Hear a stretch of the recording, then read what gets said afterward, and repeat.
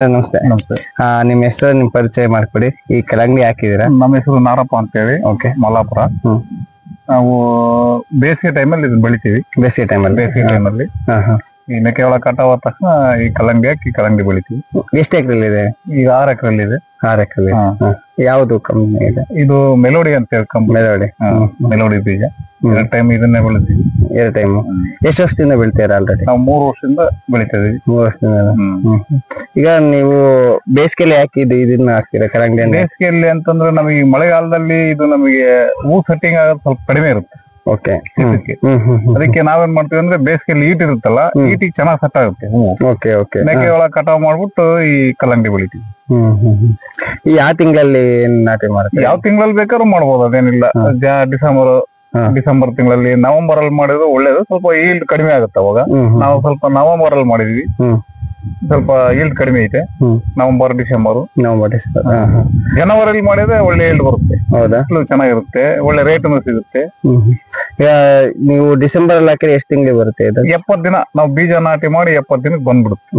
December first week ಹಾಕಿದ್ರೆ February end ಇಲ್ಲ February. ಬೀಜ ನಾಟಿ ಮಾಡಿವಿ ಅಂತ ತಕ್ಷಣ ಬೀಜ ನಾಟಿ ಮಾಡಿ ನೀರ್ ಕೊಟ್ರಿಂದ ಡೇಟ್ ಇಟ್ರೆ 70 ದಿನ ಕಟಾವ್ ಆಗುತ್ತೆ. ಸರಿ. ಈಗ ನೀವು ಬೀಜ ಹಾಕ್ತಿರಲ್ವಾ, ಬೀಜ ಹಾಕ್ದಾಗ ನೀವು ಎಷ್ಟ್ ದಿನ ಬೇಕದು ಮೊಳಕೆ ಹೊಡೆಯಕ್ಕೆ? ನಾವು ಫಸ್ಟ್ ಎಲ್ಲ ಬೆಡ್ ಹೊಡ್ಕೊಂಡ್ಬಿಡ್ತೀವಿ. ಓಕೆ. ಬೆಡ್ ಹೊಡ್ಕೊಂಡ್ಬಿಟ್ಟು ಟ್ರಾಕ್ಟರ್ ಎಲ್ಲ ಬೊದ ಏರಿಸ್ಬಿಟ್ಟು ಅದಕ್ಕೆ ಪೇಪರ್ ಹಾಕ್ತಿವಿ.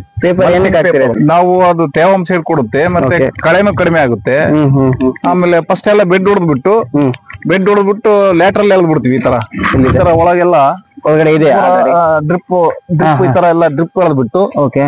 ಈ ತರ ಡ್ರಿಪ್ ಎಳ್ದ್ಬಿಟ್ಟು ಇದು ಒಂದಡಿಗೆ ಒಂದು ಓಲ್ ಇರುತ್ತಾ? ಒಂದು ಕಾಲಡಿ ಒಂದು ಓಲ್ ಇರುತ್ತೆ. ಒಂದು ಕಾಲಡಿಗೆ ಒಂದು ಕಾಲಡಿ. ಈ ಓಲಿಂದ ಒಂದು ಕಾಲಡಿ ಇರುತ್ತೆ ಇದು. Okay okay. ಮಾಮೂಲ ಹಂಗೆ ಪ್ರಿಂಟ್ ಆಗಿರುತ್ತೆ. ಓಕೆ. ಅದ್ ಮತ್ತೆ ಅದ್ರ ಮೇಲೆ ಪೇಪರ್ ಹಾಕ್ತಿವಿ, ಮಲ್ಚಿಂಗ್ ಪೇಪರ್ ಹಾಕ್ತಿವಿ.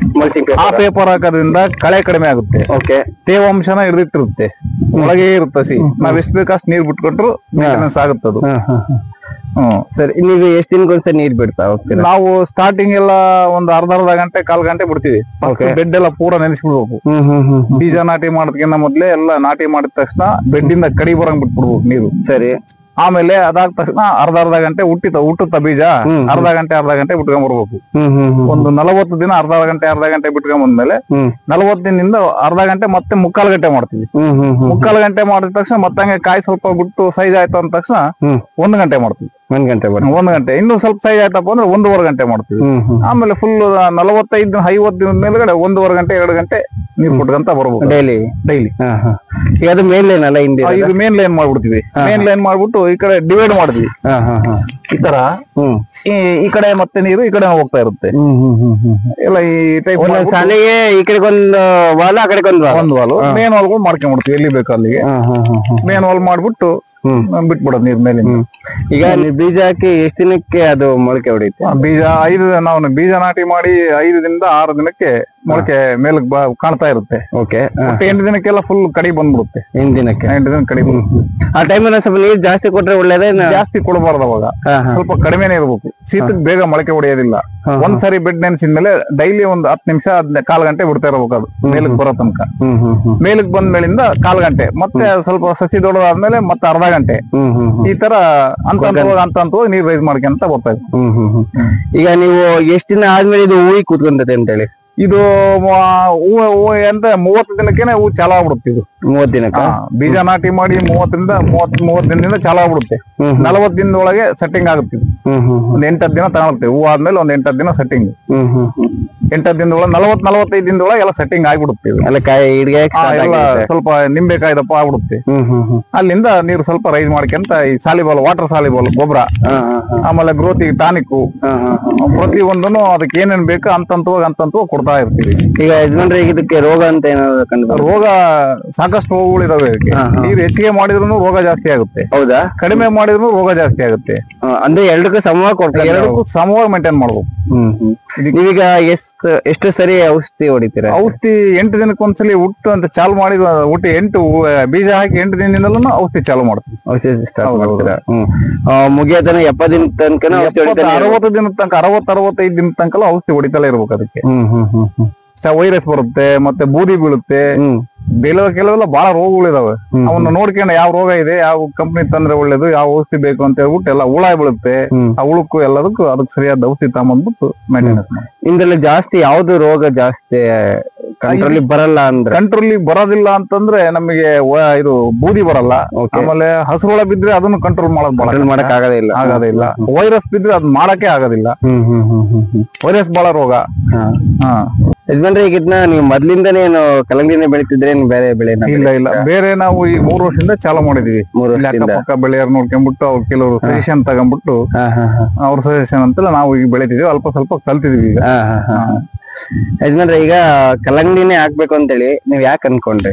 ಈಗ ಬೇರೆ ಬೆಳೆನ ಹಾಕ್ಬೋದಿತ್ತಲ್ಲ? ಬೇರೆ ಬೆಳೆ ಹಾಕಕ್ ಹೋದ್ರೆ ಟೈಮಿಂಗ್ಸ್ ವಿತ್ ನೀರು ಮೇಂಟೆನೆನ್ಸ್ ಮಾಡಕ್ಕಾಗಲ್ಲ. ಸ್ವಲ್ಪ ಕಡಿಮೆ ನೀರಿದ್ರು ಇದನ್ನ ಮೇಂಟೆನೆನ್ಸ್ ಮಾಡಬಹುದು. ಹೌದಾ? ಈಗ 2 ಎಕರೆಗೆ ಅಲ್ಲ ನೀವ್ ಹಾಕಿರೋದು? 6 ಎಕರೆ. 6 ಎಕರೆ ಹಾಕಿದಿರಲ್ವಾ? 6 ಎಕರೆಗೆ ಎಷ್ಟು ನೀರ್ ಮೇಂಟೈನ್ ಮಾಡ್ತೀರಾ? 6 ಎಕರೆ ಬೋರ್ ಇದಾವೆ? ನಮಗೆ 6 ಎಕರೆಗೆ 2 ಇಂಚಿಂದ 2 ಬೋರ್ ಅಂತ ಇರ್ಲೇಬೇಕು. 2 ಬೋರ್ ಇದ್ರೆ ಮೇಂಟೆನೆನ್ಸ್ ಮಾಡಬಹುದು. ನಡೆಸ್ತಾ ಇದೀರಾ ಅಂದ್ರೆ ಕಲ್ಲಂಗಡಿನ ಕೊಡ್ತಾ ಇದೀರಾ? ಏನ್ ರೇಟಿಗೆ ಕೊಡ್ತಾ ಇದೀರಾ ಅಂತ ಹೇಳಿ? ಈ ಸಲ ಎಲ್ಲ ಬಹಳ ಬೆಳೆ ಜಾಸ್ತಿ ಇರೋದ್ರಿಂದ ರೇಟ್ ಕಡಿಮೆ ಐತೆ. ಮಾಮೂಲಿ ಎಲ್ಲ 10 ರೂಪಾಯಿ 12 ರೂಪಾಯಿ ಹಿಂಗಿರೋದು. ಈ ಸಲ ಬಹಳ ಕಡಿಮೆ ಐತೆ. ನಾವೀಗ 7.5 8 ರೂಪಾಯಿ ಹಂಗ್ ಕೊಡ್ತಾ ಇದೀವಿ. ಈಗ ನೀವು ಒಂದ್ಸರಿ ಕಡಿತೀರಲ್ವಾ, ಮತ್ತೆ ಇನ್ನೊಂದ್ಸರಿ ಸಿಗುತ್ತಾ?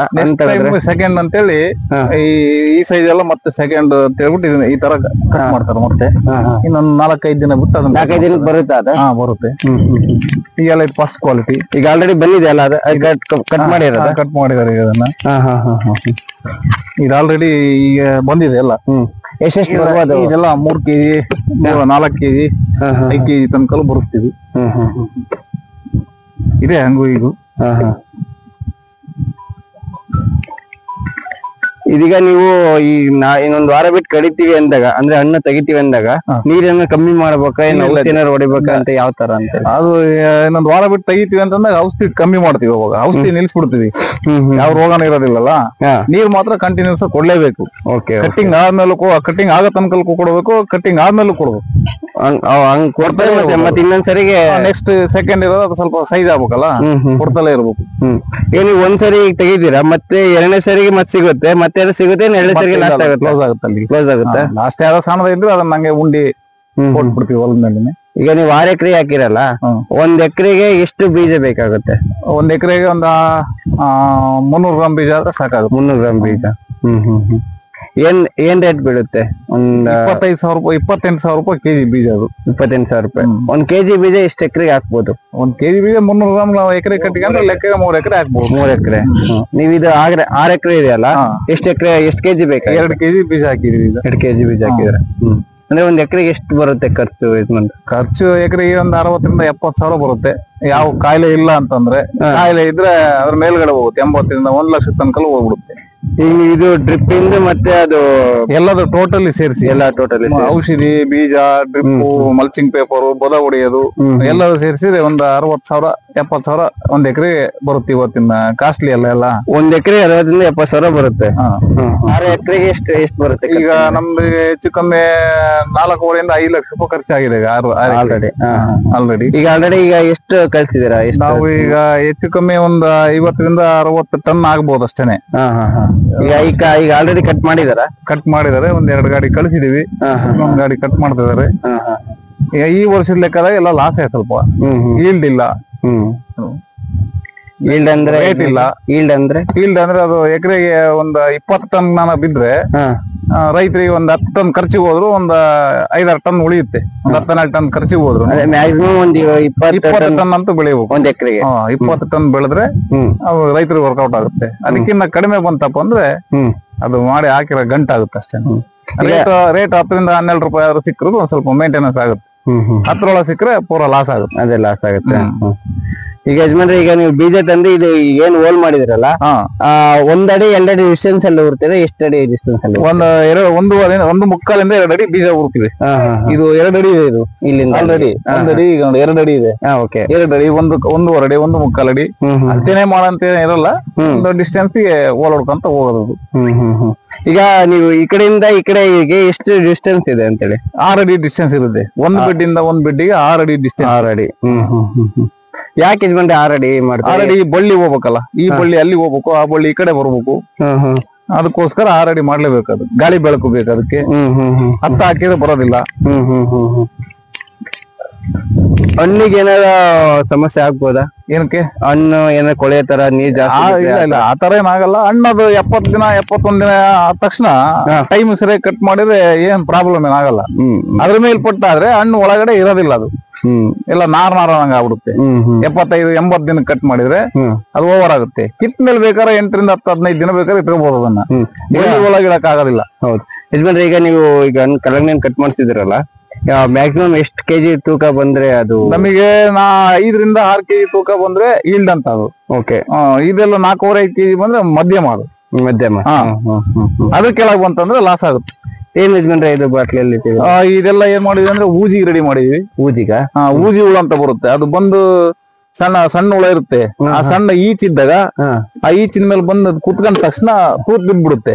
ಅದನ್ನ ಊಜಿ ಹುಳ ಅಂತ ಹೇಳ್ಬಿಟ್ಟು ಕೇಳೋದಿಲ್ಲ ಖರೀದಿದಾರರು. ಅದನ್ನ ಯಾರು ಮುಟ್ಟೋದಿಲ್ಲ. ಅದು ಮುಟ್ಟಲ್ಲ.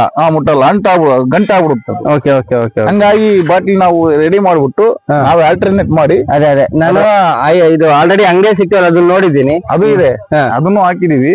ಕೆಲವು ಸಾಲ್ಟೇಜ್ ಬಂದ್ಬಿಟ್ಟು ಮಧ್ಯದಲ್ಲಿ ಈ ನೀರಿನ ಬಾಟ್ಲಿ ಆಲ್ಟರ್ನೇಟ್ ಮಾಡಿ ಅದ್ರೊಳಗೆ ಚಾಕ್ಲೇಟ್ ಹಾಕಿದೀವಿ. ಅದು ಹುಳ ಬಂದು ಈ ಚಾಕ್ಲೇಟ್ ತಿಂದ ತಕ್ಷಣ ಸತ್ತೋಗ್ಬಿಡುತ್ತೆ. ಆ ಬಾಟ್ಲಿ ಒಳಗ್ ಬಿಡುತ್ತೆ. ಊಜಿ ಅಂತಾರಲ್ಲ, ಅದು ಸಣ್ಣದು ಈಚಿದ್ದಾಗ ಅದು ಸ್ವಲ್ಪ ನಿಂಬೆಕಾಯಿ ದಪ್ಪ ಊಚಿ ಇದ್ದಾಗ ಅದು ಬಂದ್ಬಿಟ್ಟು ಏನ್ ಮಾಡುತ್ತೆ, ಕುಕ್ಕುತ್ತೆ. ಆ ಕುಕ್ಕಿದಾಗ ಏನಾಗುತ್ತೆ ಅಂದ್ರೆ ತಗ್ ಬಿದ್ಬಿಡುತ್ತೆ. ಇದು ಸುತ್ತ ಒಳಗಡೆ ಕಟ್ ಮಾಡಿದ್ರೆ ಹಣ್ಣು ಗಂಟಾಗಿರುತ್ತೆ. ಇದೆಲ್ಲ ತುಂಬಾ ಚೆನ್ನಾಗಿರುತ್ತೆ, ಸಮಸ್ಯೆ ಇಲ್ಲ ತಿನ್ನೋದಕ್ಕೆ. ಇದೆಲ್ಲ ಗಂಟಾಯ್ತು. ಹಂಗಾದ್ರೆ ಮಾಡ್ತೇವೆ, ಖರೀದಿದಾರು ತಗೊಳೋದಿಲ್ಲ.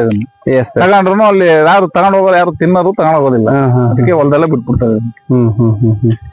ಇದಕ್ಕೆ ರೋಗ ಏನು ಬರ್ತಾ ಇರುತ್ತೆ? ಹಣ್ಣಿಗೆ ಯಾವ ರೋಗನೂ ಇರೋದಿಲ್ಲ. ವೈರಸ್ ಅಂತ ಬರುತ್ತೆ, ಅದು ನಮ್ ಜಮೀನಲ್ಲಿ ಇಲ್ಲ. ವೈರಸ್ ಈ ಸಲ ಇಲ್ಲ, ಕಡಿಮೆ. ಆಮೇಲೆ ಇದು ಈ ತರ ಬಾಳ ಆದ್ರೆ ಗಾರ್ ಅಂತಾರೆ ಇದಕ್ಕೆ. ಅದಕ್ಕೂ ರೋಗ ಬೀಳುತ್ತೆ. ಇದನ್ನು ಇದು ನುಸಿ ರೋಗದಿಂದ ಬರುತ್ತೆ. ಇದು ನುಸಿ ರೋಗ. ನುಸಿ ಬಿದ್ರೆ ಮಾತ್ರ, ಬಾಳ ನುಸಿ ಬಿದ್ರೆ ಹಣ್ಣು ಪೂರ ಇದೇ ತರ ಆಗುತ್ತೆ. ಸೇಮ್ ಗಾರ ಆದಂಗ ಆಗುತ್ತೆ. ಇದೇನಾಗಿದೆಯಾ ಇದೆಲ್ಲ ಗಾರ್ ಅಂತಾರೆ ಇದಕ್ಕೆ. ಆ ನುಸಿ ರೋಗ ಬಿದ್ರೆ ಈ ಟೈಪ್ ಆಗುತ್ತೆ. ನಾವು ಔಷಧಿ ಹೊಡಿತಾ ಇರ್ತೀವಲ್ಲ, ನುಸಿ ಹೋಗ್ಬಿಡುತ್ತೆ ಬೇಗ. ಕಂಟ್ರೋಲ್ ಮಾಡಬೇಕು. ನಮಸ್ತೆ. ನಮಸ್ಕಾರ. ನೀವೇನ ಕಲ್ಲಂಗಡಿ ತಗೊಂಡು ಹೋಗ್ತೀರಾ? ನಾವೇ ತಗೊಂತ. ಇದು ಹಣ್ಣು ಬಂದಿದೆ ಅಂತ ಹೆಂಗ್ ಗೊತ್ತಾಗುತ್ತೆ? ಈ ತರ ಪೌಡರ್ ಬಂದಿರ್ತಲ್ಲ, ಹಂಗಾಗಿ ನಾವು ಕಾಯಿ ಅದಕ್ ಬಂದಕ್ಕಂತ ಗೊತ್ತಾಗುತ್ತೆ. ನಾವು 70 ದಿನ ಆದ ತಕ್ಷಣ ನಾವು ಇವ್ರ ಖರೀದಿದಾರಿಗೆ ನಾವು ಇನ್ಫಾರ್ಮೇಶನ್ ಕೊಡ್ತೀವಿ. ಬರೀ ನಮ್ದು ಕಲ್ಲಂಗಡಿ ಬಂದಿದೆ ನೋಡ್ರಿ ಅಂತೀವಿ. ಅವ್ರು ಬಂದ್ಬಿಟ್ಟು ಪ್ಲಾಟ್ ಎಲ್ಲ ಅಡ್ಡಾಡಿ ಅದ ಹೆಂಗ್ ಬಂದಿದೆ ಅಂತ ಹೇಳ್ಬಿಟ್ಟು ಅವ್ರು ಈ ತರ ಸೆಲೆಕ್ಷನ್ ಮಾಡ್ತಾರೆ. ಈ ತರ ಬಿಳಿ ಪೌಡರ್ ಇದ್ರೆ ಮಾತ್ರ ಅವರು ಹಣ ಬರುತ್ತೆ, ಇಲ್ಲ ಇನ್ನು 2 ದಿನ ಬಿಡಬೇಕು, ಅದನ್ನ ಅವ್ರು ಡಿಸಿಷನ್ ತಗೊಂತಾರೆ. ಕಟ್ ಮಾಡಕ್ 2 ದಿನ 3 ದಿನ ಮುಂಚೆನೆ ಕರೆಸ್ಬಿಡ್ತೀವಿ ನಾವು. ಅವ್ರು ಬಂದು ಸೆಲೆಕ್ಷನ್ ಮಾಡ್ತಾರೆ. ಮಾರ್ಕೆಟಿಂಗ್ ಎಲ್ಲ ಹೆಂಗೆ? ಮಾರ್ಕೆಟಿಂಗ್ ಎಲ್ಲ ಇವ್ರ ಮುಖಾಂತರನೇ ಹೋಗುತ್ತೆ. ನಾವು ಡೈರೆಕ್ಟ್ ಯಾರು ಕಳ್ಸಲ್ಲ. ರೈತರು ಡೈರೆಕ್ಟ್ ಮಾಡಕ್ ನಮಗೆ ಮಾರ್ಕೆಟಿಂಗ್ ಇಲ್ಲ. ಇವರೆಲ್ಲ ನಮಗೆ ಮಾಮೂಲಿ ಇರ್ತಾರಲ್ಲ, ಪ್ರತಿ ವರ್ಷನೂ ಅವರೇ ಬಂದು ಕಟಿಂಗ್, ಬಜಾರ ಏನ್ ರೇಟ್ ಇರುತ್ತೆ ರೇಟ್ ತಕ್ಕಂತೆ ಕಟಿಂಗ್ ಮಾಡ್ಕೊಂಡು ಹೋಗ್ತಾರೆ. ಸೊ ಇದು ಮಾರ್ಕೆಟಿಂಗ್ ಎಲ್ಲ ಎಲ್ಲೆಲ್ಲ ಹೋಗುತ್ತೆ ಸರ್? ಉಡುಪಿ, ಮಂಗಳೂರು, ಸೂರತ್, ಡೆಲ್ಲಿ, ಬಾಂಬೆ, ಬೆಂಗಳೂರು, ಹೈದರಾಬಾದ್ ಎಲ್ಲಾ ಕಡೆನೂ ಹೋಗುತ್ತೆ. ಇಷ್ಟೊತ್ತು ಕಲ್ಲಂಗಡಿ ಕೃಷಿ ಬಗ್ಗೆ ಮಾಹಿತಿ ಕೊಟ್ಟಿದ್ದೀರಾ, ಧನ್ಯವಾದಗಳು. ಧನ್ಯವಾದಗಳು. ಥ್ಯಾಂಕ್ಸ್. ನೀವು ಮಾಡಿರೋದು ಒಳ್ಳೆ ಕೆಲಸನೇ. ಕೆಲವರಿಗೆ ಅವ್ರಿಗೂ ಸಜೆಷನ್ ತಗೊಂಡು ಅವ್ರು ಮಾಡ್ಲಿ ಅಂತ ನಾವು ಆಸೆ ಪಡ್ತೀವಿ ಅಷ್ಟೇನೆ. ಎಲ್ಲರೂ ಬೆಳಿಬೇಕು, ಎಲ್ಲರೂ ಮಾಡ್ಬೇಕು. ನಾವ್ ಇನ್ನೂ ಹೆಚ್ಚಿನ ಮಾಹಿತಿಗಾಗಿ ನೀವು ಬೇಕಂದ್ರೆ ನಾವು ಯಾವತ್ ಬಂದ್ರು ನಾವು ಸಜೆಷನ್ ಕೊಡ್ತೀವಿ. ಕೈಲಾದ ಸಹಾಯ ನಾವು ಮಾಡ್ತೀವಿ. ಥ್ಯಾಂಕ್ ಯು ಯಜಮಾನ್ರೆ. ಥ್ಯಾಂಕ್ಸ್.